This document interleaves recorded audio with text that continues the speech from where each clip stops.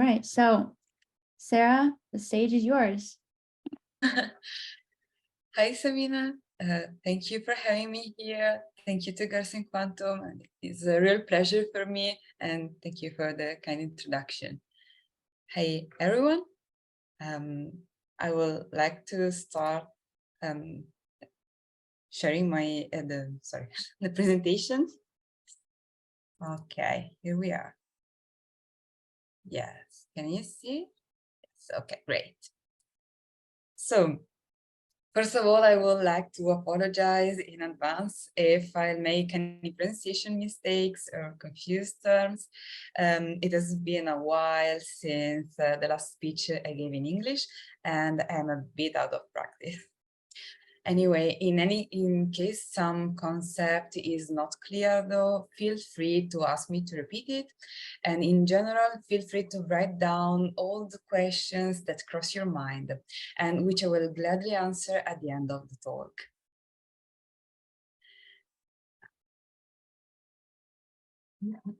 So be sure to ask questions, don't be shy. And let's start right here with what I would like to say about women's life in STEM. Obviously, every person is more or less shy depending on their character. I'm not referring to that. There is nothing wrong with being more introverted or extroverted. Unfortunately, however, society heavily conditioned by certain preconceptions makes women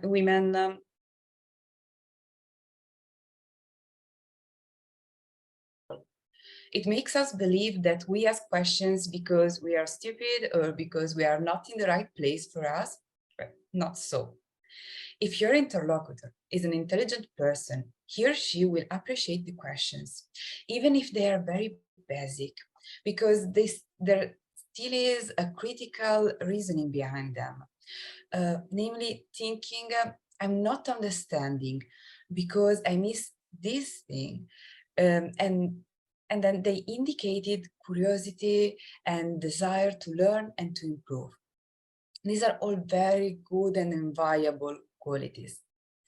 If the interlocutor, on the other hand, judges you because you ask the question, worse for him or her and good for you, this will immediately indicate you that he or she doesn't value personal growth. So by asking questions, you can learn something about the topic or about your interlocutor. But there is more in ask questions than just asking about the topics. Don't be afraid to approach people and ask them for advice or what their stories are.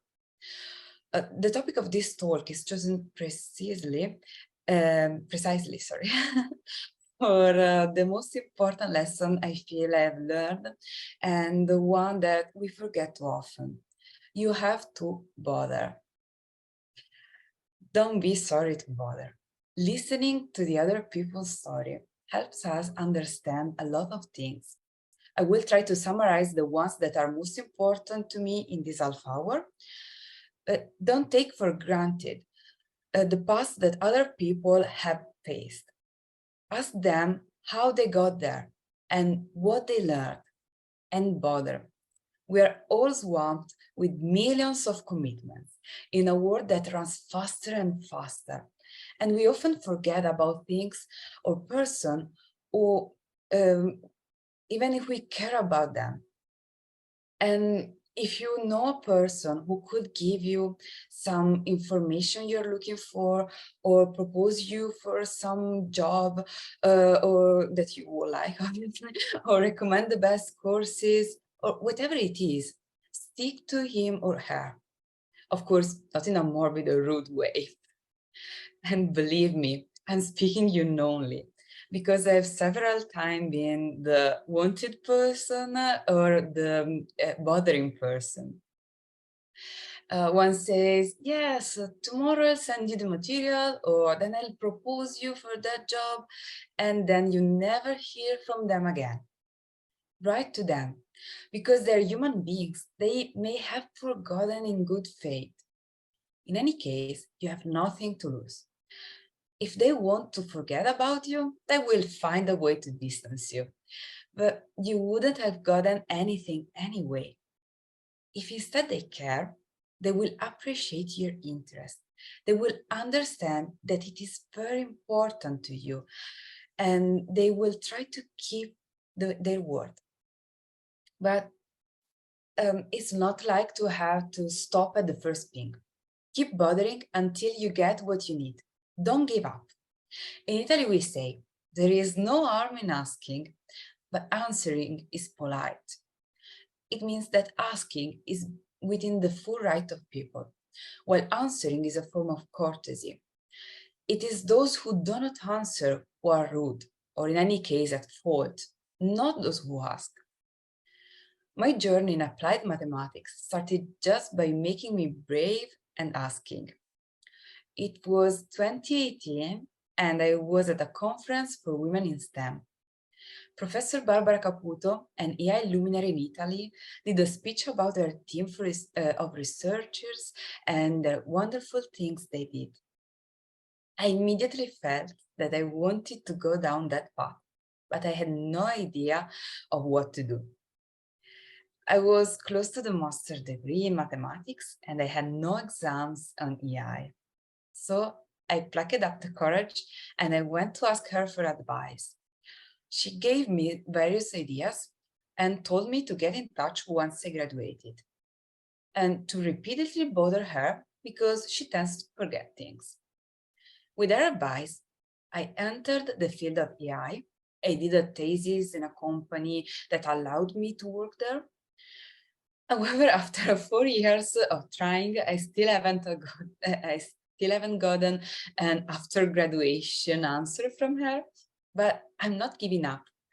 I'll continue until she won't ask me to stop, probably. Anyway, that's how my journey in quantum computing began, even if I didn't know at the time. Now you will ask yourself, okay, your story of about STEM event is nice, but who do I ask for information? And here is my second piece of advice. Build your network. Most of the audience here will be network native, so maybe it is obvious for you, but I want to remind you anyway. Also because for me, it was anything but trivial, and it was difficult. Obviously, you can use social media platforms, they're very convenient. But the thing I found most useful is participating in events and courses, both online and face-to-face, like the one I was telling you just now. A beautiful environment, very useful for this purpose, is what is created in the IBM schools or challenges. They use Discord and Slack a lot. The channels are super active, full of people who want to learn and share. Normally, these events are also divided into thematic areas, or maybe there are more basic modules and other more advanced ones. And this allows you, first of all, to train on the aspects that interests you most, and then to get in touch with people with the same interest. I'm currently in contact with people I met at these events, both from around the world and from my country. It's always nice to meet someone who has the same passions as you and doesn't live thousands of kilometers away. And keeping in touch with these people allows you to ask for advice, to form teams for the hackathons, to always be updated on new events, and also to have visibility for job or study positions that may be of interest for you. However, the first networking opportunity I had in quantum computing was thanks to my first mentor. I was assigned this mentor who knew almost nothing about quantum computing. I have to say that initially I was a little disappointed, but she's a kind-hearted person who had decided to engage in this thing, volunteering, without any payment and at the expense of her personal time, even if it was not her field, just to be of help to a young woman looking for a guide. And so she did. Perhaps she didn't know the principles of quantum mechanics, but she knew experts who did. So she taught me how to build my network. She introduced me to people to inspire me and to ask for advice, and I owe her a lot. She believed in me, and that's a really precious thing. I also take this opportunity to remind you that you don't need to be a mathematician or a physicist to deal with quantum computing. Quantum technologies will touch so many aspects of our lives that anyone who is enthusiastic about them can find their way. Now, until now, we've talked about other people. Now, let's talk about you. You have to find your way. Oh, sorry. Each of us is different, with unique experience, and the world changes with incredible rapidity. So there are no pre-established routes. Of all the people I've met in the world of quantum technologies, no two of them have the same background. If you enjoy something, especially something so new and so vast, work towards it in your own way. I didn't have a path made for AI or quantum computing, yet I did both. It took me almost a year to find a company that would allow me to do a thesis on AI from mathematical point of view. Really, I interviewed all the companies in Milan. I couldn't take it anymore, but in the end, I found it. Now I'm back in game for the quantum computing. Me, with my background and my experiences that are unique and different from those of all the other people in the world, and above all, with my tenacity and my enthusiasm for this technology. Believe in yourself and in your uniqueness. Don't expect yourself to know everything about quantum mechanics and programming languages and the physics of materials and so on. Choose the aspect that interests you most and that best suits you and pursue it. Maybe start with the informative videos you find on YouTube, just to understand the most important concepts.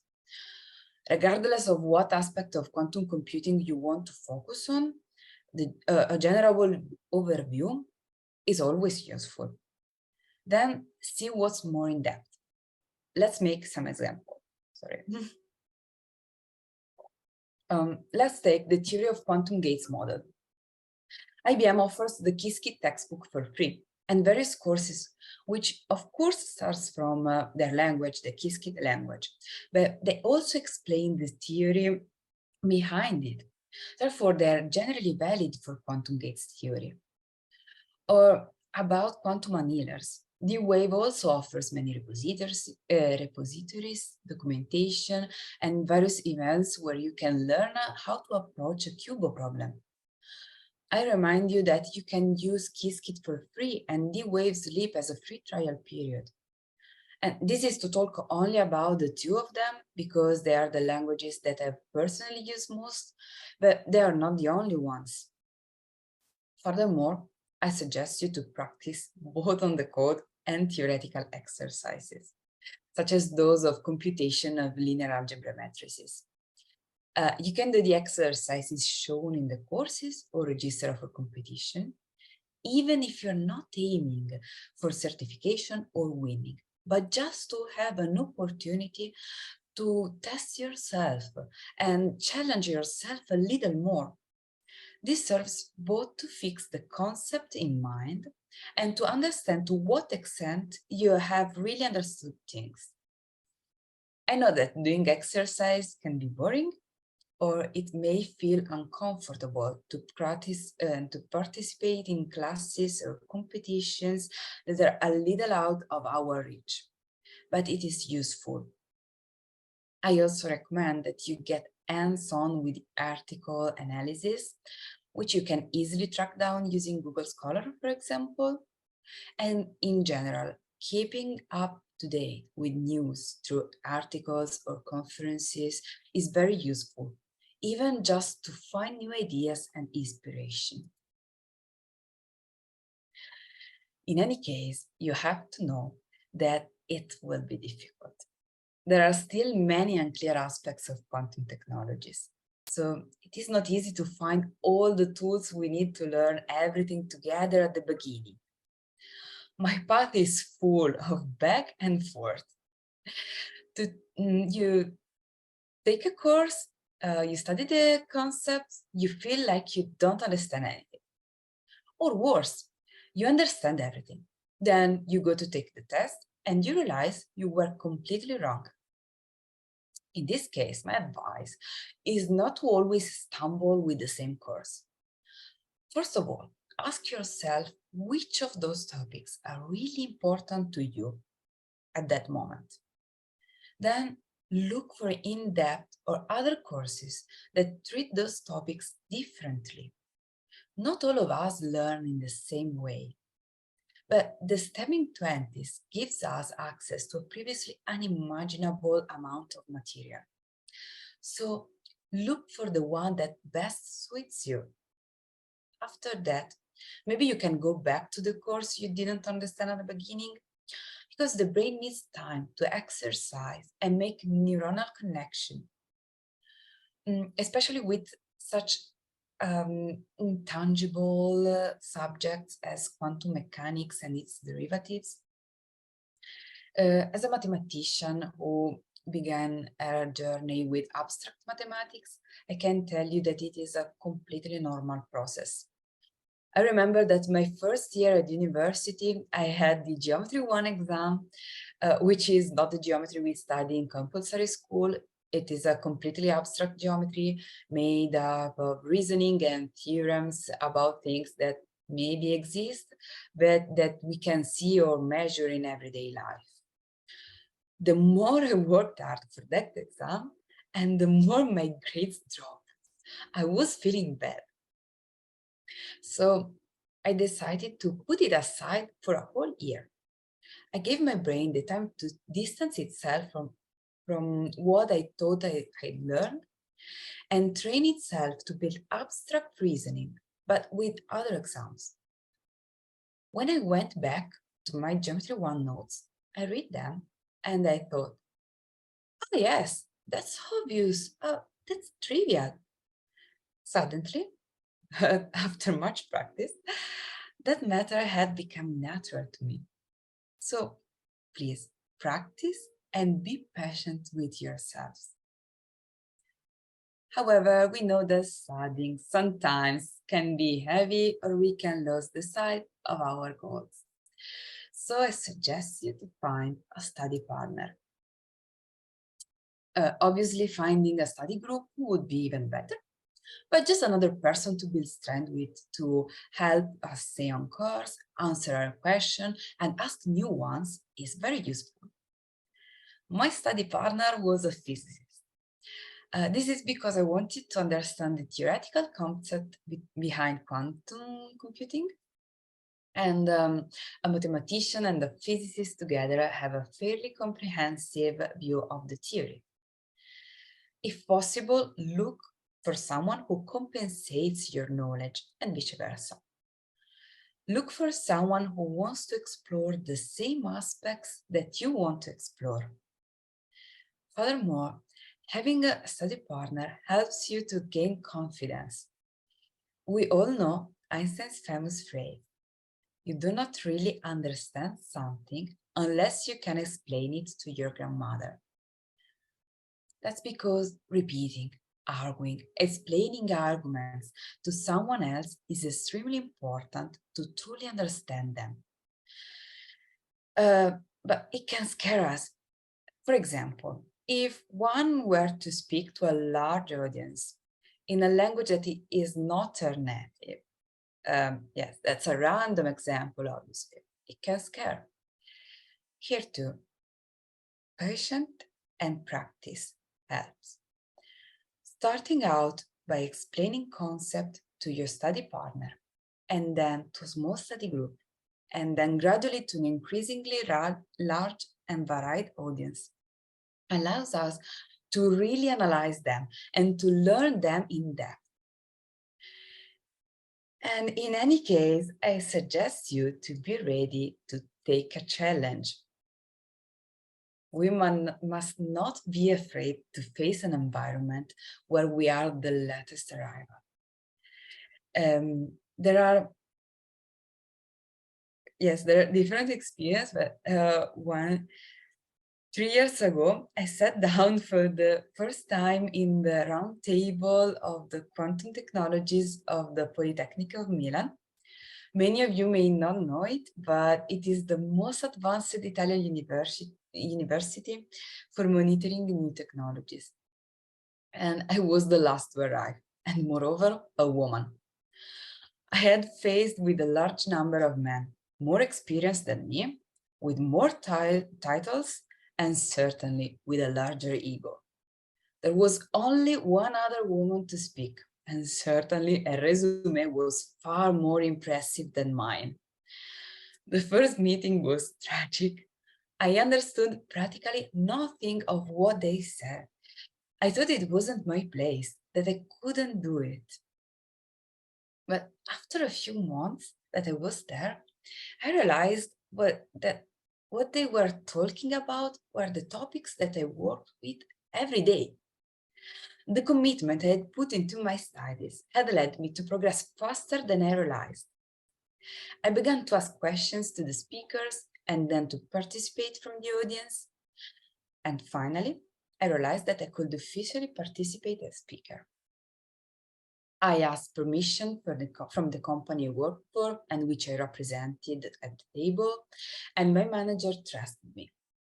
So I took courage, and since then I've been a speaker at practically all the meetings I have followed. Finding someone who believes in you is important, but you have to get involved first in believing you. And then find those people who can see your potential. Don't push them away out of fear. Find them and hold them tight. And finally, I would like to remind you that it will be difficult. Like everyone, you will have moments of discouragement. You will have to retrace your step or look for new ways. You will meet people who will not believe in you or who will even sabotage you. You will feel humiliated and mortified sometimes. But don't focus on the negative feelings. Focus on the satisfaction you feel when you overcome an obstacle. When you find a topic that makes your heart beat. When you find yourself daydreaming about your life and wish it away. When you meet positive people who believe in you and who recognize your work. And put this positive energy back into circulation.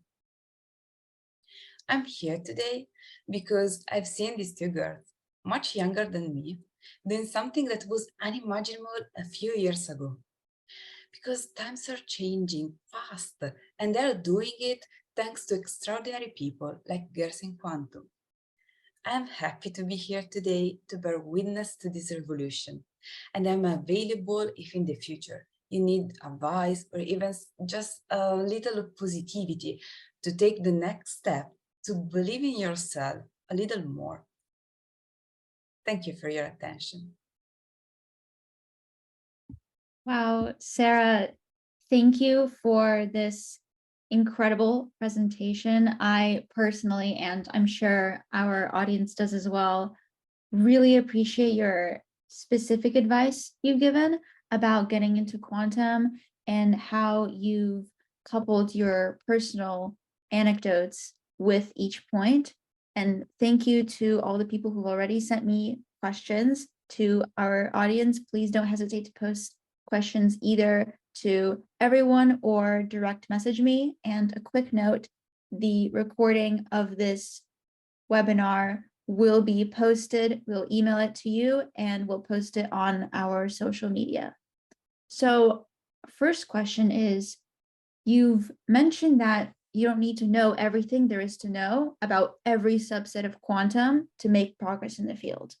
And to that point, you've advised to start with something that most interests you and pursue it. So what piqued your interest and drove you to pursue this field? What was that subset of quantum that hooked you in? Yes. I started with Qiskit language.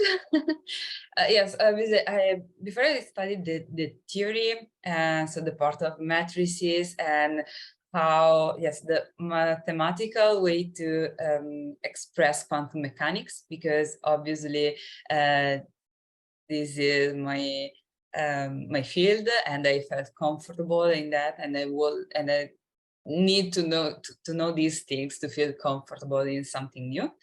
And then I pass it to my second passion, that is the programming language, sorry. And as the first one, I tried Qiskit. It's really nice and it's really funny. And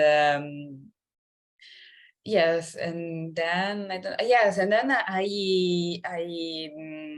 put them together, and I followed the IBM summer school that was about quantum machine learning. So since I've done artificial intelligence, it was perfect for me. Just take a look around you, and those groups about people who participated to the events, are really useful, because every one of them had different interests, and so each one of the people follow different thematics, and then maybe can post some courses, some events that you can participate, and you choose the ones that you prefer. Oh, thank you. So essentially, you have access to many, many people. And so use them as a resource, leverage them to get access to different aspects of quantum. So we have another question is, what kinds of obstacles have you encountered specifically as a woman in quantum computing? Because you mentioned at the beginning that sometimes women aren't taken seriously. So how have you experienced that, or what other things have you experienced personally? Yes, it is quite common. If I go to an event with a male colleague, usually people refer to him, even if maybe he's with me just to participate, and just because he is quantum enthusiastic and he would like to know something more, but is not in quantum computing. He's not an expert in any sense about quantum computing. But people usually, if they don't know me, usually first refer to him. Yes, I personally educate my male colleagues. They are all very nice people who understand the importance of equity, and so usually they say, you don't have to refer to me. She is the mathematician. You should refer to her. And I feel that it's really nice when even people that don't belong to minority feel takes this argument as personal, even if they could not care about. And so this is really useful. Otherwise, I'll wait until they understand that they're talking with the wrong person. It's quite funny if you take it in the right way. Yeah. So essentially connecting with people and working with people who also believe in equity, even if they're not part of that community that Yes. may be struggling. So that's really inspiring. So what do you see as, just generally speaking, what do you see as the biggest obstacle for women and other minorities more generally in STEM, especially now with because we have movements like the diversity, equity, inclusion, and accessibility movement. And so we've made a lot of progress, but there are still challenges. So what is that biggest obstacle? Yes, I think that sometimes women and people, individuals who belongs to minorities doesn't even try because we don't feel confident and we don't believe that we can do that because we know that there are obstacles, that they're real, is not just something that we have in our mind. And on the other side, who belongs to the majority, just can't understand what does it mean. They just don't see the fact that they are excluding a part of the people. So I guess that a really useful thing and something that we miss is having examples, is having more women and person who belongs to minorities in charge and as relevant positions, so that we can take courage, we have an example and we can believe in it, and people who don't see that can instead start seeing it.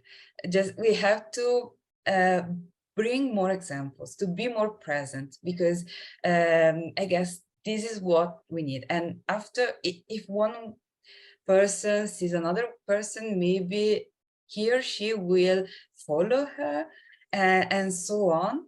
And so we just have to start this revolution that is started, and I see it with girls in quantum too. So I believe that we are overpassing our biggest obstacle. Thank you. So essentially, you're saying that in order for more women and other minorities to get involved in STEM, we need to first highlight what the challenges are and bring those to light, and then just keep working and getting more representation. Because when we have representation, those little girls and those other people who want to get into the field, they see someone like them in the field already, and that they internalize that and say, there's someone out there that looks like me and I can be that person too. So Yes. thank you for that. So moving more into quantum, what do you think is the biggest misconception or misunderstanding about quantum or the future of quantum technology? As it happens with AI, we can have too many, big hype, and we can spend our energies and our money and our time on the final results, for example, for the demos, or from trying to apply it right now, but it is still not ready, and we will not know all which are the best application of quantum computing until we will not have quantum computer performing quantum computers.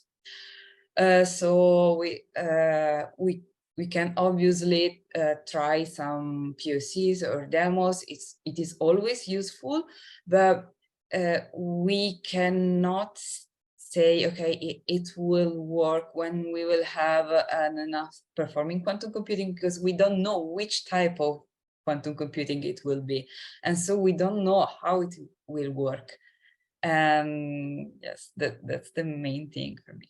Mm-hmm. So as you just mentioned, quantum computing is very decentralized right now. Every single company is working on a different kind of quantum computer. They have their own programming languages. They have different ways of doing things. For example, you have IBM doing superconducting quantum computing, then you have ion trap quantum computing, et cetera, et cetera. And so, as you just mentioned, we don't know which quantum computer is so called the best.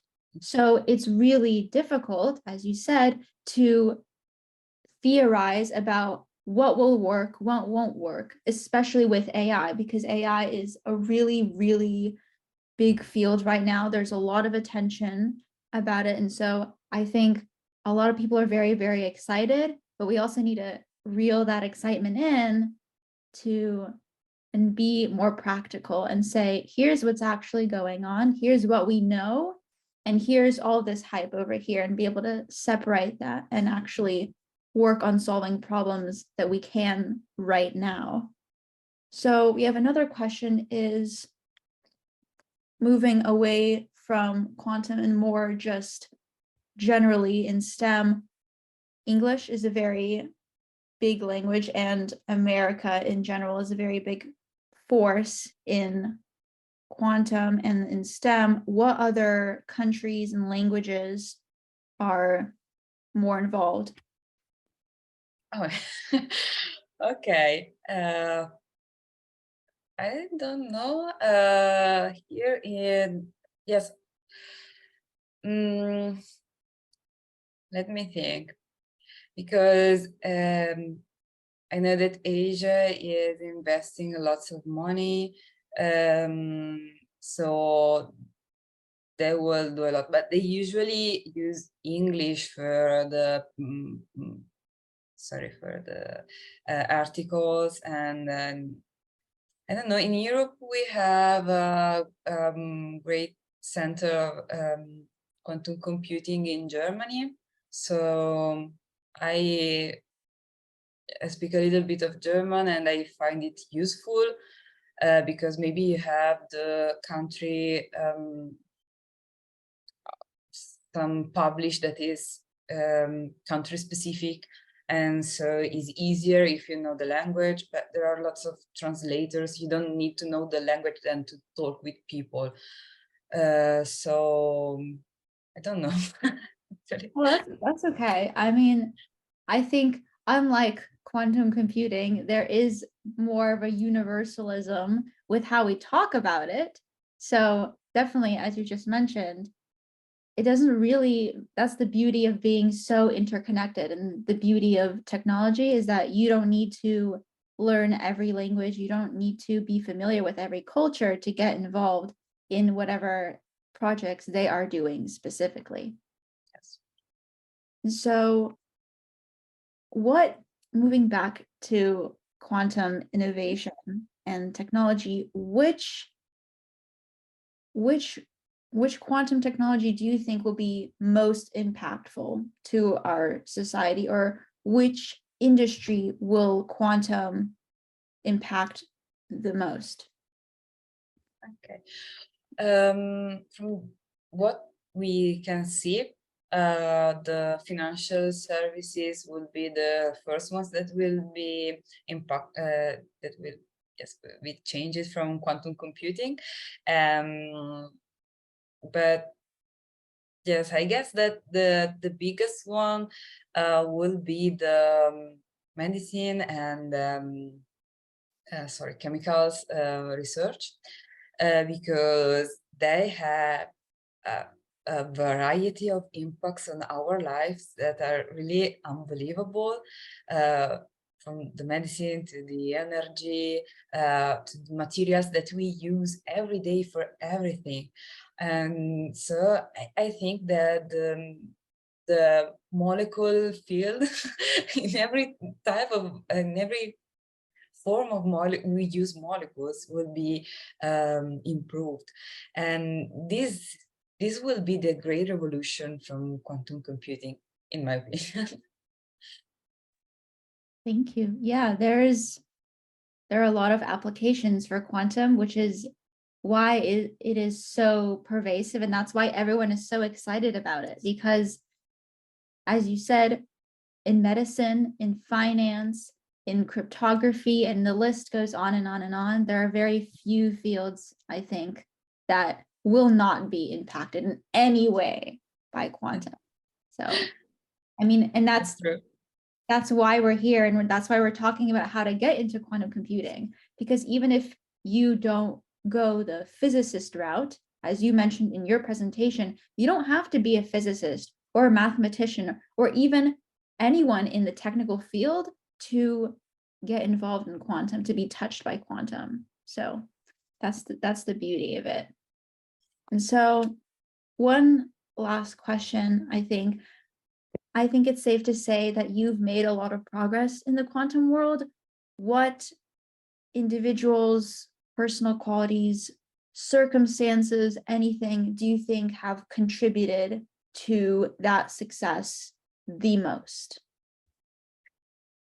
Yeah, as I told, to believe in ourselves, but